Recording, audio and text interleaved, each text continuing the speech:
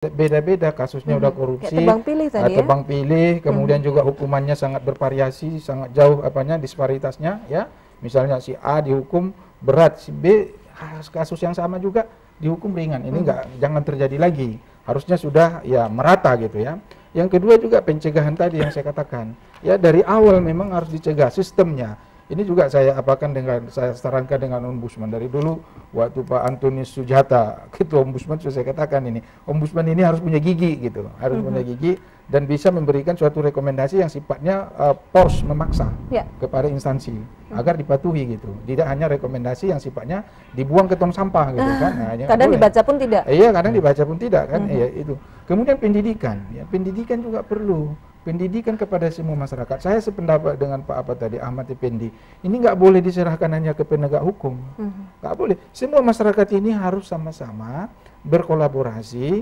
Apakah dia rakyat, masyarakat, tokoh politik, segala macam ini bersama-sama kita untuk memberantas korupsi ini. Salah satu yang bisa dilakukan rakyat. Ini kita mau pemilu ini kan, bulan April nanti. Jangan pilih lagi caleg-caleg. Apakah di pusat, di daerah atau di mana itu yang memang terindikasi korupsi. Walaupun dia tidak terbukti dalam pengadilan atau belum mendapat giliran dipanggil ke pengadilan, tapi ada indikasi. Tidak ada asap kalau nggak ada api. Kita kan bisa lihat ini Bu, seorang DPRD, berapa sih gaji dan tunjangan dia yang sah, yang legal gitu, 1 bulan. Kumpul itu 5 tahun, berapa dia dapat? Kenapa dia bisa sampai mengumpul harta begitu banyak gitu? Ini kan patut dicurigai. Ada sumber-sumber yang salah, yang menggunakan kekuasaan itu melalui penyalahgunaan wewenang, abuse of power namanya. Ini kan bisa kita indikasi, ini jangan pilih lagi. Makanya ya kampanye aja semua rakyat ini, jangan pilih caleg-caleg yang memang terindikasi korupsi atau perbuatan-perbuatan tercela lainnya.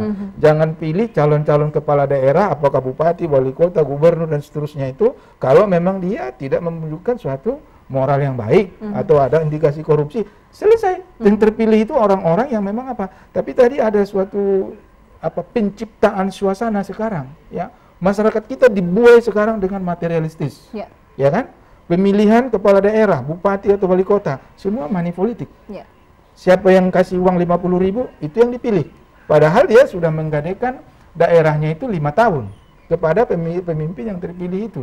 Ya kan, dia sudah dipilih 50.000 atau katakanlah 5 kilogram beras. Ini yang terjadi. Masyarakat ini harus kita edukasi. Kita didik bahwa kita tidak mau dibeli dengan uang atau dengan iming-iming yang lain, natural yang lain, menggadaikan kepemimpinan bangsa dan negara ini maupun di tingkat daerah kepada orang-orang pemimpin yang koruptor. Apakah itu di legislatif, di eksekutif, bahkan nanti di yudikatif, ya kan? Itu harus diseleksi.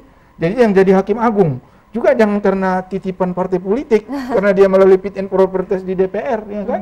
Tetapi memang betul-betul orang-orang yang memang punya integritas, mempunyai integriti, kemudian juga mempunyai moral yang bagus. Itu yang harus dipilih. Jangan pula nanti karena dia titipan komisi ini DPR, sehingga nanti kalau bermasalah nanti partai itu, orangnya partai itu, dia yang mengadili, pasti dia akan eupak-euk. Aku terutang moral aku karena yang memenangkan aku dulu fit and proper fraksi ini kan. Jadi ini harus kita cegah. Makanya semua kita harus sama-sama. Ya, jadi tadi Pak Ahmad Effendi lebih fokus kepada soal dinas pendidikan. Ya. Memang di situ agak kalau orang selalu menyebut sarangnya Pak. Ya kan? Sarangnya? Selalu menyebut seperti itu. Gawat kali di situ katanya korupsi itu. Hasil Bapak seperti apa? Ya karena begini, memang kadang-kadang kita ya di bos dihalakan itu kan sehabis potensinya luar biasa ya, di situ ya. Jadi kan itu deh. Jadi saya kira itu ada benarnya juga itu yang persepsi banyak orang itu. Ya, kemudian juga memang kadang-kadang pemerintah pun lucu juga. Kepala sekolah pun sekarang diberi menjadi pimpinan proyek kan. Itu apa? Jadi ya saya kira kebijakan pemerintah juga perlu diperbaiki juga, ya kan? Kenapa dia ini kan Pimpro, makanya marah para kontraktor. Kenapa kepala sekolah diberi untuk membangun kepala sekolah itu? Membangun kepala sekolah itu.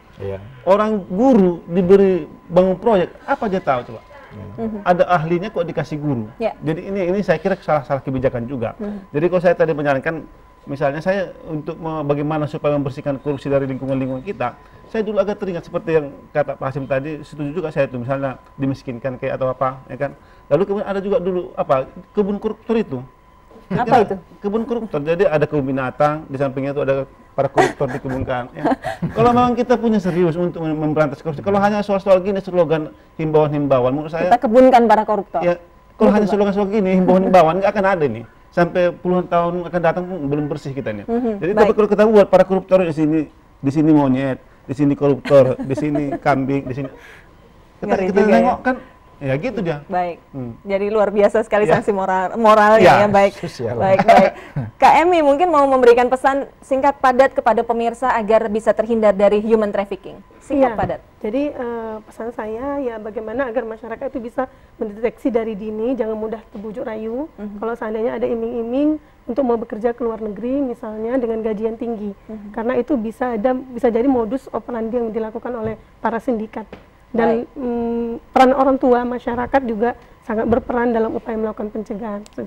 Baik. Itu, Mbak. Luar biasa sekali perbincangan kita hari ini pemirsa. Kita langsung membicarakan dua topik yaitu korupsi dan hak asasi manusia. Dan terima kasih sekali Pak Hasim, Kak Emi, Pak Siregar juga atas kehadirannya. Luar biasa sekali. Sekarang saya mau ajak Anda juga untuk bertemu dengan rekan saya yang akan menyampaikan Sumut 45. Di samping saya ini kita temui Keriawan, apa kabar? Baik. Waduh, barusan pulang ini sepertinya saya dapat oleh-oleh ini ya. Bang Keri, apa kabar? Sehat? Baik, sehat. Iya, Bang Keri, ngomongin tentang korupsi dan juga hak asasi manusia. Ada pertanyaan mungkin kepada narasumber kita atau mungkin ada opini? Sekali perbincangan untuk hari ini, cukup sekian aja. Baik, sekian dan terima kasih. Baik, Bang Keri, ada informasi apa yang menarik di Sumut 45 kali? Iya, informasi yang cukup menarik hari ini, kebetulan ada bentrok antar warga dengan salah satu OKP di Kota Medan.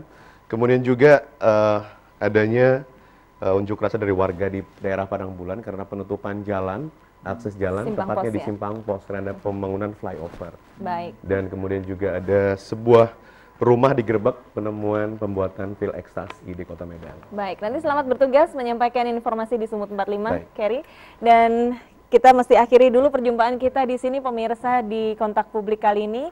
Kita setidaknya harus menyadari bahwa setiap tindakan korupsi membawa dampak negatif terhadap manusia karena hak-hak dasar kita sebagai warga negara juga terampas oleh tindakan korupsi itu sendiri.